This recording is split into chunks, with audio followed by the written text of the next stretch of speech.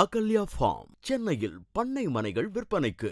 நம்ம சென்னையில மலை அடிவாரத்துல பச்சை பசேல்னு தோட்டத்தோட குளிர்ந்த காற்றோடு, இத்தனையும் நம்ம சென்னையில இருந்து 100 கிலோமீட்டர் தூரமா? இல்லைங்க, பிரபலமான நம்ம OMRல இருந்து 9 கிலோமீட்டர் தான். நம்ம அகல்யா ஃபார்ம்ல இருந்து பிரம்மாண்டமான 6 வழிச்சாலை ஜஸ்ட் 1 கிலோமீட்டர்ல வந்துகிட்டு இருக்குங்க. அருகிலேயே வங்கி, ATM, கல்லூரி, மருத்துவமனை, பள்ளி வளாகம், பஸ் ஸ்டாப், பிரபல உணவகங்கள், இது எல்லாமே இத சுத்தி 5 கிலோமீட்டர்ல இருக்கு. நீங்க உங்க பணத்தை இன்வெஸ்ட் பண்ணதுல மிக புத்திசாலித்தனமான முதலீடா இது இருக்கும். ஒவ்வொரு 22 சென்ட் பண்ணை மனையிலையும் உங்களுக்கு மா, தென்னை, வேம்புன்னு ரகரகமா மரங்கள், 10 வகை பழமரம், 25 வகை மூலிகை ரகங்கள் மற்றும் அருமையான தண்ணீர் வசதிகளோட கிடைக்குது. 22 சென்ட் உள்ள இதன் விலை வெறும் 45 லட்சம் மட்டுமே. முன்பதிவு நடைபெறுகிறது. மனையில் நேரில் பார்வையிடவும் புக் செய்யவும் போன் 91502286199414 45522. இயற்கையின் மடியில் இதுதாங்க வாழ்க்கை. ஹாய் வணக்கம், நான் உங்கள் டாக்டர் ரோமிகா. இன்றைக்கி நம்ம ஒரு 5 மறந்த விஷயத்தை தான் நம்ம இன்றைக்கி ஞாபகப்படுத்திக்க போகிறோம். அந்த 5 விஷயம் என்னன்னு பார்த்தீங்கன்னா, அரிசி, தானிய வகைகள், பயிர் வகைகள், கரும்பு சர்க்கரை, ஜோவர் மாவு அப்படின்னு சொல்லிட்டு நம்ம நாட்டோட மாவு.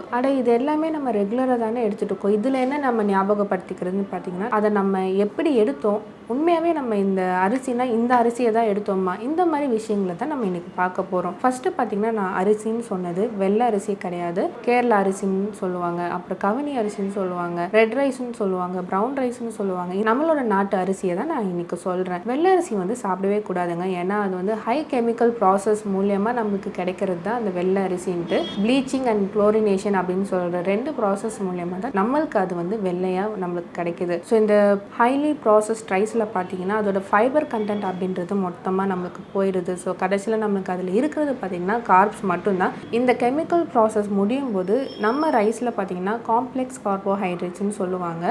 அது வந்து பிரேக் டவுன் ஆகி சிம்பிள் கார்ப்ஸாக மாறிடும். ஓகே, அது சிம்பிள் கார்ப்ஸாக மாறுறதுனால தான் நம்ம அதை சாப்பிடும்போது நம்மளுக்கு ஈஸியாக டயபெட்டிக்கும் ஈஸியாக வெயிட் கெயின் ஆகிறதுக்கு ஒரு வழியாக இருக்குது. ரெண்டாவதாக பார்த்தீங்கன்னா தானிய வகைகள். தானிய வகைகள் பார்த்தீங்கன்னா மோஸ்ட்டாக நம்ம மார்னிங் சாப்பிட்டுட்டு இருந்தோம். எப்படி சாப்பிட்டுட்டு இருந்தோம் நல்லா யோசிங்க. நம்மளோட வீட்டு கிச்சன்லலாம் அப்போல்லாம் பார்த்தீங்கன்னா நம்ம அம்மா வந்து ஒரு கர்ச்சீஃபில் இல்லை அப்பாவோட வேஷ்டியில் பார்த்தீங்கன்னா தானியத்தை வந்து முளை கட்டி வச்சுருப்பாங்க. காலையில் வந்து நம்ம எல்லாத்துக்கும் அதை கொடுப்பாங்க, ஏதாச்சும் தேங்காய் போட்டோ இல்லை வந்து தாளித்து கொடுப்பாங்க.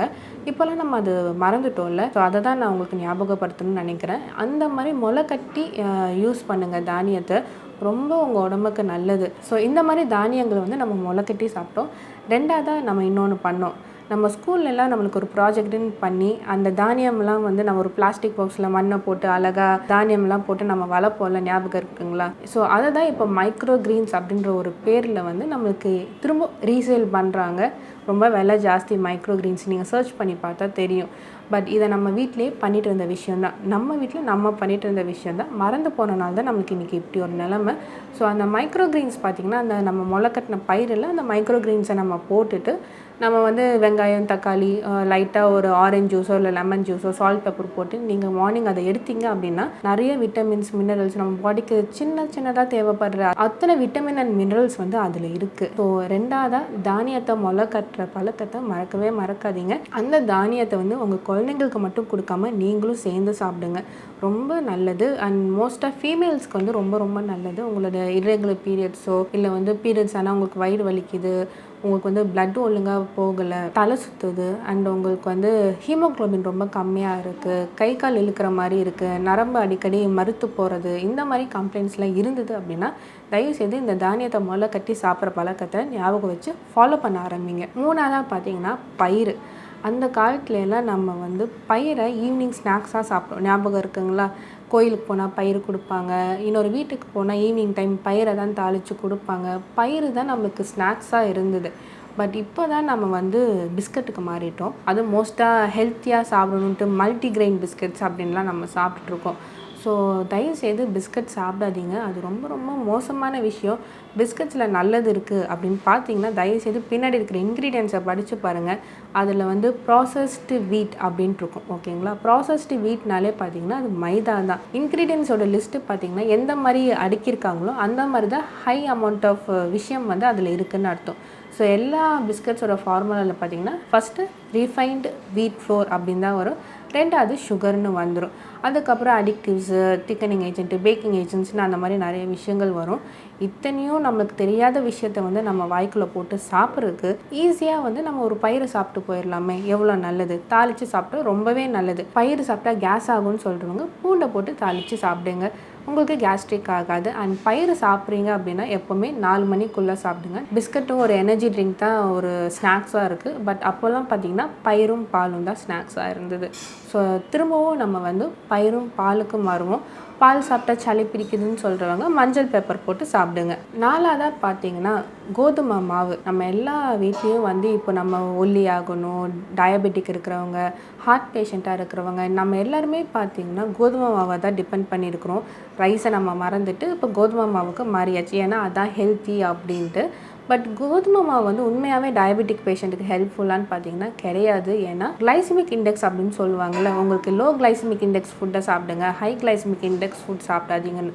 ஜென்ரலாக இந்த கிளைசிமிக் இண்டெக்ஸ் பார்த்தீங்கன்னா 50க்குள்ளே இருக்கிறது தான் டயபெட்டிக் பேஷண்ட் சாப்பிடணும். நார்மலாக இருக்கிற நம்மளும் பார்த்தீங்கன்னா கிளைசிமிக் இண்டெக்ஸ் 50க்குள்ளே இருக்கிற உணவுகளை சாப்பிட்டா சேஃப். பட் கோதுமை மாவோட கிளைசிமிக் இண்டெக்ஸ் அப்படின்றது பார்த்தீங்கன்னா 72. நம்ம இன்னைக்கு பார்க்க போகிறது ஜோவர் மாவு, வெள்ளை சோள மாவு. கார்ன்ஃப்ளவர் மாவு கிடையாதுங்க, வெள்ளை சோள மாவு, நம்ம நாட்டு சோள மாவு. ஓகேங்களா, நம்மளோட நாட்டு சோளம் டோட்டலாக வேறு மாதிரி இருக்கும். இப்போ நம்மளுக்கு வந்து கிடைக்கிற சோளம் எல்லாமே பார்த்திங்கன்னா ஜெனட்டிக்கலி மாடிஃபைட் கார்ன்ஸ்னு சொல்லுவாங்க. நம்ம குழந்தைங்களுக்குலாம் நம்ம ஸ்வீட் கார்ன் கொடுக்குறோம், ஃப்ரோசன் ஸ்வீட் கார்ன்ஸ் வந்து பேக்கெட்டில் இருக்கிறதெல்லாம் நம்ம அதை வாங்கி கொடுக்குறோம், பாப்கார்ன்ஸ் வாங்கி கொடுக்குறோம். அதே மாதிரி நம்மளோட பிஸ்கட்ஸு, உங்கள் குழந்தைங்களுக்கு நீங்கள் கொடுக்குற சத்து மாவோ இல்லை எனர்ஜி ட்ரிங்க்கோ, இது எல்லாத்துலேயும் பார்த்திங்கன்னா பின்னாடி கார்ன்ஃப்ளவர்னு போட்டிருப்பாங்க, இல்லை கார்ன் சிரப்புன்னு போட்டிருப்பாங்க. இது எல்லாமே பார்த்திங்கன்னா இந்த ஜெனட்டிக்கலி மாடிஃபைடு கார்ன் மூலமாக செய்யப்பட்ட ஒரு விஷயம் தான். நம்மளோட நாட்டு சோளம் அப்படின்றது வேற மாதிரி இருக்கும். இதில் என்ன பெரிய பெனிஃபிட்னா, நீங்கள் வெயிட் லாஸ் ஜேர்னியில் இருக்கீங்க, நீங்கள் ஒரு டயபெட்டிக் பேஷண்ட்டாக இருக்கீங்கன்னா இந்த மாவில் வந்து நீங்கள் வந்து சப்பாத்தி செஞ்சு சாப்பிட்லாம், ரொம்ப நல்லது. ஏன்னா இதோட கிளைசிமிக் இண்டெக்ஸ் அப்படின்றது 62. அதே மாதிரி இதோட ஃபைபர் கண்டென்ட் வந்து ரொம்ப அதிகமாக இருக்கும். ஸோ இது டைஜஸ்ட் ஆகி உங்கள் பாடியில் வந்து எனர்ஜி வந்து ரீச் ஆகிறதுக்கு கொஞ்சம் டியூரேஷன் ஆகிறனால ஸோ டயபெட்டிக்கும் ஒபிசிட்டி இருக்கிறவங்களுக்கு ரொம்ப யூஸ்ஃபுல்லாக இருக்கும். ஏன்னா உங்கள் பசி வந்து கொஞ்ச நேரத்துக்கு நல்லாவே தாங்கும். ஸோ நம்ம வந்து கோதுமை மாவில் சப்பாத்தி போடாமல், கோதுமை மாவில் வந்து கோதுமை தோசை சுட்டு சாப்பிடாம, டயபெட்டிக் பேஷண்ட் நீங்கள் நிறைய பேர் கோதுமை தோசை சுட்டு சாப்பிட்றீங்க, அது சாப்பிடவே கூடாது. அது எஸ்பெஷலி நைட்டு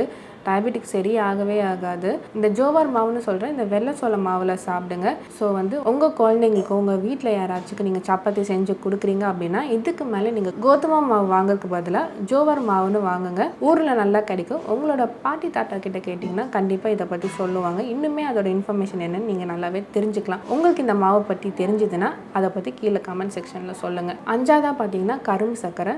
ஏன் இதை பற்றி பேசுகிறோம் அப்படின்னா, நம்ம எல்லாருமே இப்போ வெள்ளை சர்க்கரைக்கு மாறிட்டோம். ரொம்ப அழகாக வெள்ளையாக பொரியா அப்படின்னு அட்வர்டைஸ்மெண்ட்லாம் காமிக்கிறாங்க, அது ரொம்ப அட்ராக்டிவாக இருக்குது. பட் நம்ம என்றைக்குமே நம்மளோட ஸ்வீட்ஸ்லேயோ இல்லை நம்மளோட பாரம்பரியமாக செஞ்ச அத்தனை உணவுகளை பார்த்திங்கன்னா வெள்ளை சர்க்கரை அப்படின்றது ஒன்று ஆட் பண்ணது கிடையாது, கரும்பு சர்க்கரை தான் ஆட் பண்ணாங்க. ஸோ உங்கள் வீட்டில் வந்து வெள்ளை சர்க்கரைக்கு பதிலாக இதுக்கு மேலே கரும்பு சர்க்கரைக்கு வந்து யூஸ் பண்ண வைங்க.